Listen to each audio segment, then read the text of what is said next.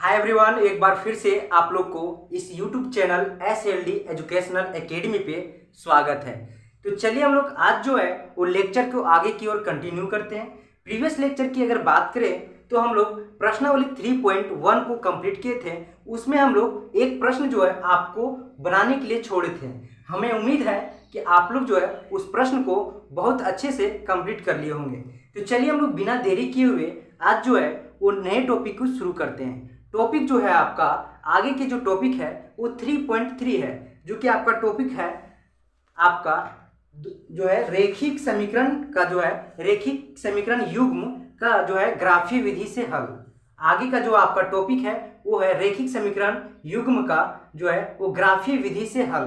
तो उस टॉपिक को हम लोग देखेंगे और उस टॉपिक के अंदर हम लोग को जो आपका सारणी जो दिया हुआ है, सारणी नंबर 4 यानी कि जो टेबल नंबर 4 है वो आपका कुछ इस प्रकार से है, जिस प्रकार से आप लोग बोर्ड पे देख पा रहे होंगे। ठीक है, इसमें हम लोग को देखना ये है कि जो है दो रेखाएं जो है किसी दो इक्वेशन का जो रेखाएं जो बनता है ग्राफ में, वो रेखाएं कब जो है वो प्रतिच्छेद करती है, कब जो है से संपाती होती है और कब जो है जाके समांतर होती है।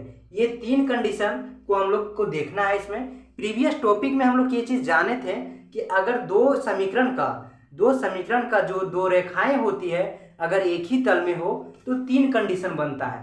पहला कंडीशन कि वो एक प्रतिच्छेद करेगी, दूसरा वह संपाती होगी, या तीसरा वो जो है वो समांतर होगी। लेकिन इस टॉपिक में हम लोग इस चीज को देखेंगे कि जो है संपाती कब होती है और किस कंडीशन में होती है। दूसरा हम लोग देखेंगे कि जो है वो समांतर कब होती है और किस कंडीशन में होती है, प्रतिच्छेद कब करती है। ये सब चीज़ों के बारे में हम लोग इस टॉपिक में डिस्कस करेंगे। उसके बाद हम लोग आगे की ओर जो है वो प्रश्नावली 3.2 की ओर बढ़ेंगे। तो चलिए हम लोग इस टॉपिक को समझते हैं और इस सारणी को समझने की कोशिश करते हैं। तो चलिए हम लोग देखते हैं। जैसा कि ये जो आपका सारणी है, इस सारणी में देखिए आपका दो इक्वेशन दिया हुआ है। इसमें एक आपका पहला जो है इसमें दो इक्वेशन दिया हुआ है, दूसरा जो है आपका इसमें दो इक्वेशन दिया हुआ है और एक तीसरा नंबर पे भी आपका दो इक्वेशन दिया हुआ है। आपका ये दोनों इक्वेशन जो है वो रेखिक इक्वेशन समीकरण है। ठीक है, रेखिक समीकरण है। कैसे कि इसमें देखिए जो घात है वो में जो है कम से कम घात जो है वो मिनिमम 1 है, यानी कि ये जो है वो रेखिक समीकरण है। ठीक है, अब जो है इसमें समीकरण जो दिया हुआ है उसमें है आपका दो चीज है। पहला एक जो है वो चर है और दूसरा जो है कांस्टेंट है। जितने भी देखिए चर में हम लोग जाने थे कि जो एक्स वाई के रूप में जो रिप्रेजेंट किया जाता है वो आपका चर होता है। तो यहाँ पे देखिए एक्स वाई जो है आपका चर है और जो चर कांस्टेंट के साथ जो मल्टीप्लाई है चर, वो उसको हम लोग कांस्टेंट कहते हैं। तो यहाँ पे कांस्टेंट अगर कुछ नहीं दिख रहा है तो 1 है। ठीक है, यहाँ पे -2 है। ठीक है, साइन के साथ हम लोग कांस्टेंट को लेते हैं, ये चीज ध्यान में रखिएगा। ठीक है, तो अब हम लोग यहाँ पे देखेंगे कि जब अनुपातिक तुलना करेंगे हम लोग, तो यहाँ पे देखिए ये जो है वो जितना भी है ये आपका क्या हो जाएगा, यहाँ पे जो है कांस्टेंट हो जाएगा A1। ठीक है, इक्वेशन 1 में हम लोग देख रहे हैं यहाँ पे, अरे ये इक्वेशन 2 हो जाएगा। तो इसमें जितना भी कांस्टेंट होगा ये हो जाएगा A1 A2 A1 B2। ठीक है, A1 B1 C1। ठीक है, ये हो जाएगा इक्वेशन 1 का। दूसरा इक्वेशन का हो जाएगा A2 B2 और C2। तो इस प्रकार से जो है वो दो इक्वेशन का दो जो है वो कांस्टेंट हो जाएगा। ठीक है, A1 B1 C1 A2 B2 C2।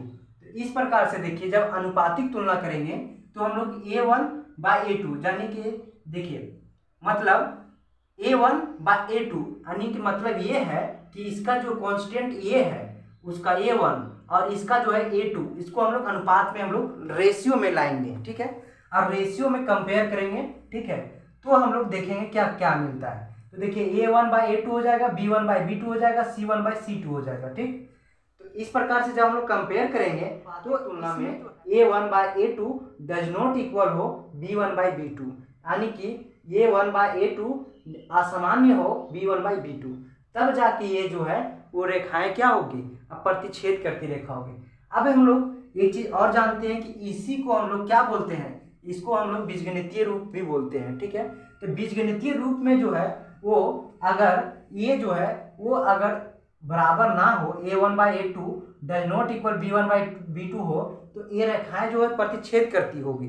लेकिन साथ ही साथ जो है उसका केवल एक ही अद्वितीय हल होगी, यानी कि उसका एक ही हल होगा। ठीक है, केवल वन हल होगा। ठीक है, ठीक उसी प्रकार जब हम लोग दूसरा में आएंगे, देखिए इसमें भी है आपका रेखिक जो है वो समीकरण दिया हुआ है। ठीक है, इस रेखिक समीकरण में हम लोग को अनुपातिक तुलना करना है। तो तीनों को जब देखिए a1/a2 इक्वल होगा b1/b2 इक्वल होगा c1/c2, तब जाके ये जो रेखाएं है वो संपाती होगी। ठीक है, ये जो इसमें तीनों जब बराबर होगा, यानी कि तो ये जो आपका कांस्टेंट है, कांस्टेंट अगर तीनों बराबर होगा अनुपातिक में, तो जाके ये जो है वो होगा आपका रेखाएं जो होगी वो संपाती होगी। यानी कि संपाती होगी तो बीजगणितीय रूप में जो है इसका अपरिमित रूप से कई हल होगा, यानी कि अनेक हल होगा, 2 3 4 5 इस तरह से अनेक हल हो सकता है। ठीक है, इसी की तरह तीसरा हम लोग देखेंगे, यानी थर्ड को देखेंगे। तो थर्ड में भी देखिए a1/a2 b1/b2 c1/c2 है, लेकिन यहाँ पे है कि a1/a2 b1/b2 जो है वो बराबर होगा और डज नॉट इक्वल होगा c1/c2, तब जाके ये रेखाएं क्या होगी, समांतर होगी। और समांतर होगी तो इसका जो है कोई हल नहीं होगा। ठीक है, जब ये कंडीशन को फॉलो करेगा तो इसका जो है बीजगणितीय रूप में कोई हल नहीं होगा। तो इस प्रकार से हम लोग इस टेबल को समझें। अब हम लोग जो है वो आगे की ओर बढ़ेंगे और हम लोग प्रश्नावली 3.2 को देखेंगे, जो कि हम लोग नेक्स्ट वीडियो में हम लोग इसका चर्चा करेंगे। तब तक के लिए आप लोग को धन्यवाद।